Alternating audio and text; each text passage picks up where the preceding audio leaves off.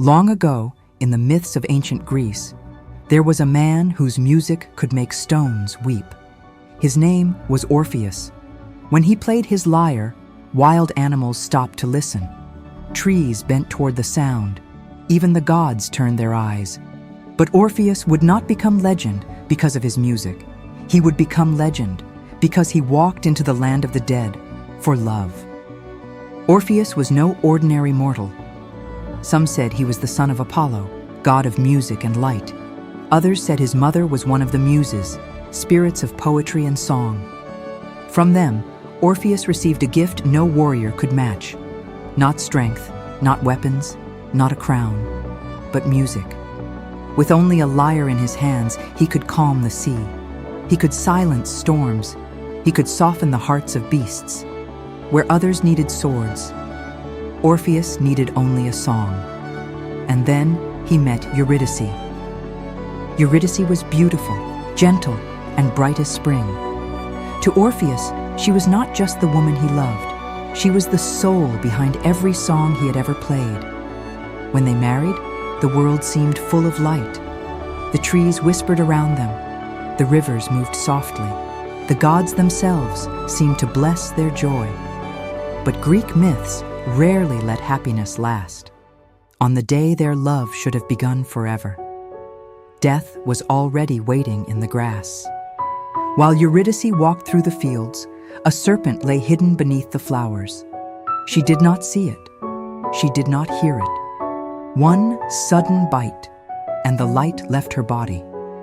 By the time Orpheus found her, she was already fading from the world. No song could wake her. No prayer could save her. The woman who had filled his music with life was gone. And from that day, Orpheus changed.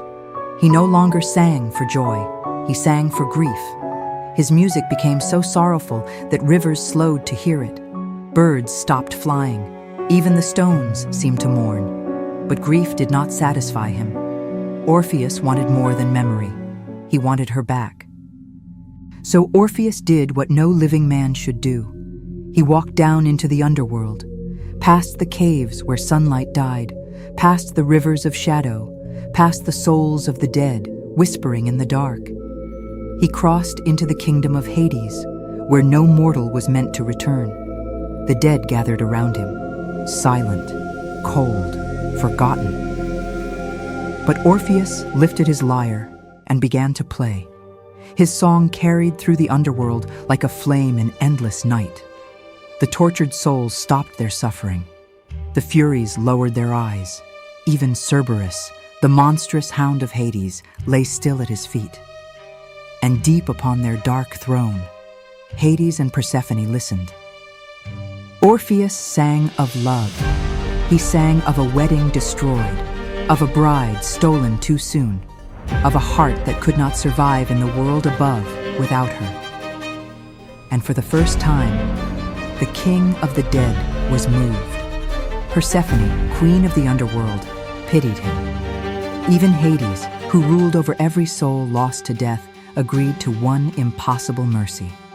Eurydice could return. But there was one rule. Orpheus must walk ahead of her. Eurydice would follow behind him.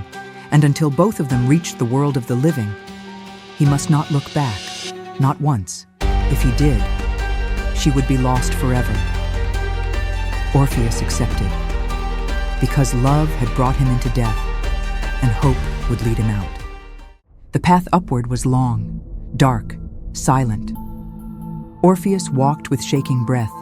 Behind him, he heard almost nothing. No footsteps, no voice. Only the emptiness of the underworld pressing against his back. Was Eurydice truly there? Had Hades tricked him? Was he walking alone? He wanted to call her name. He wanted to reach for her hand. But the rule was clear. Do not look back. Step by step, the darkness grew thinner. A pale light appeared ahead. The world of the living was near. Orpheus could feel the air change. He could smell the earth. He could almost feel the sun. Just a few more steps, and Eurydice would be his again. But love is not always patient, and grief does not always trust hope. At the very edge of the living world, Orpheus turned. For one heartbeat, he saw her. Eurydice stood behind him, pale and beautiful, reaching toward the light, but she had not yet crossed. Her eyes met his. There was no anger in them, only sadness, only farewell. Then the shadows took her. She slipped backward into the underworld, fading like smoke. Orpheus reached for her, but his hands closed on nothing. Her voice disappeared into the dark, and this time, no song could bring her back. He had walked through death. He had moved the gods. He had almost defeated fate, but in one human moment, he lost everything. After that, Orpheus wandered the earth alone.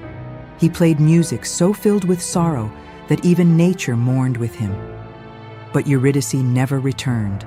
The gods had given him one chance, and he had broken it.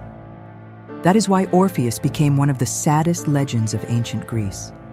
Not because he failed to love, but because he loved so deeply that he could not bear to trust. And when he looked back, he lost the future forever.